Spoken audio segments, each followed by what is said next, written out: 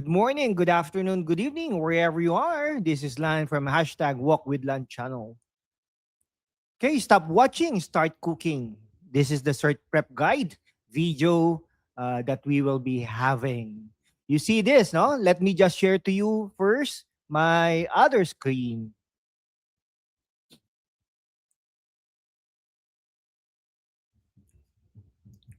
Okay, you see this? This is what happens when you watch a cooking video but don't pay attention to the heat.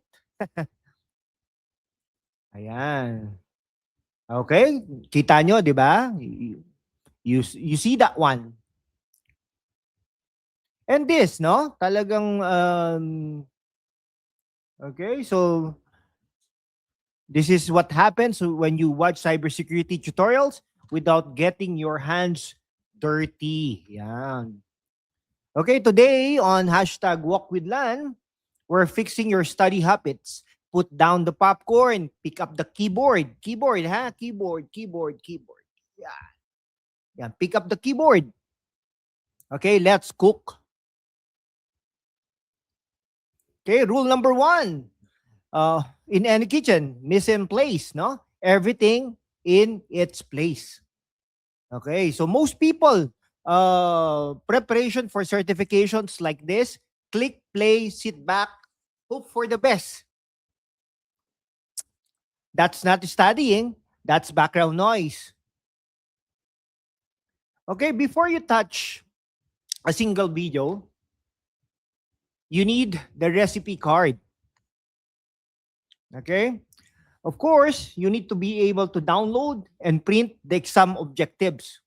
Okay? For example, you have Security Plus, CEH, OSCP, etc. Okay? Yan. Okay, so download, no? Download the official objectives. Print them, highlight them. This is your ingredient list. So if a tutorial covers something not on the objectives, that's garnish. Get it out of my wok. Okay, so focus on the protein. This is where most people fail, mga kaibigan. Mga kaibigan. Okay? So they treat cybersecurity tutorials like Netflix. Okay? So if the instructor types, no, a command, you need to type it too, no? You need to type the command as well. This is the active stir fry method. Okay, so use the practice exam to gauge understanding.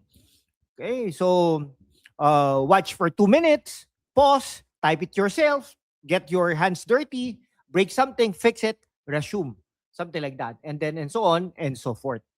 So if you're a Linux virtual machine, okay, so if your Linux virtual machine has never broken, congratulations, you haven't learned it yet. Okay, so that's the error message. That's flavor.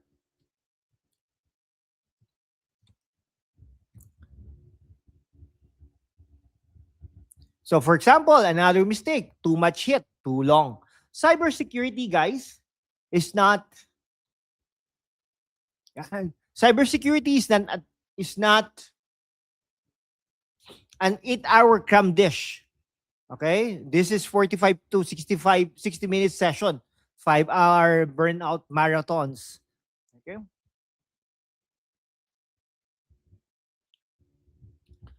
Okay, so cook fast, step away, let it rest. So your brain needs cool down time, just like a pan. Something is missing. Do not wait until the end of the course to test yourself. After every chapter, taste it. 60% undercook, back on the heat. 75% almost there. 90% plate that dish. Failing practice exams early. Failing practice exams early, that's okay. It saves you from failing the real one later. No chef masters a dish from one recipe. Okay, one video, one book, one hands-on lab at a time. So different explanations hit different brain cells. Okay, so maybe you can review the same topic, different angles, stronger memory. So it should be a muscle control already. So here's the secret ingredient no one talks about. No chef cooks alone. When you're stuck, don't stare on the screen. At the screen, you need to ask. You need to comment. You need to ask others also. You need to collab. You need to debug with others.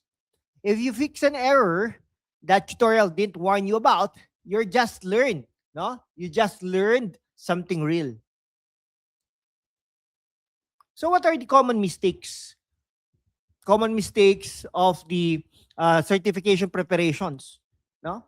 Fast jump cuts, aggressive pacing, watching at 1.75 speed. That's not good. No hands-on practice. It should be hands-on. Ignoring objectives. That should be the beginning. Do not memorize answers. Huh? Do not memorize answers, but you need to answer by yourself. No? It's okay if you committed some errors or mistakes. That's okay, so that you can be able to have that answer later on. Okay? Certification exams don't test memory, my dear students. No? They test judgment under pressure. Okay? So following a guide is easy. Mastery takes hit, ladies and gentlemen. So if you're serious about getting certified, like this video for good luck. Subscribe for next recipe. I'm Lan, order up, and class dismissed.